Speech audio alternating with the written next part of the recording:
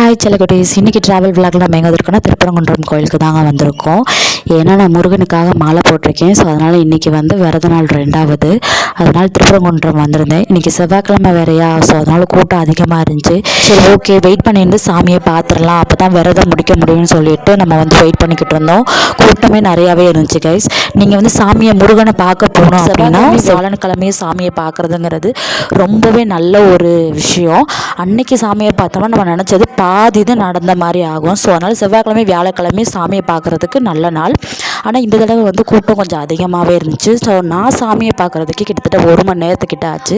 அப்படியே சாமியை பார்த்துட்டு வெளியே வந்துட்டோம். வெளியே வந்து பார்த்திங்கன்னா அங்கே வந்து சரி கை கழுவ போகலாம் அப்படின்னு சொல்லிட்டு பார்த்தோம்னா அங்கனக்குள்ளே வந்து ஒரு குரங்கு வந்து தண்ணி குடிச்சிட்டு இருந்துச்சு.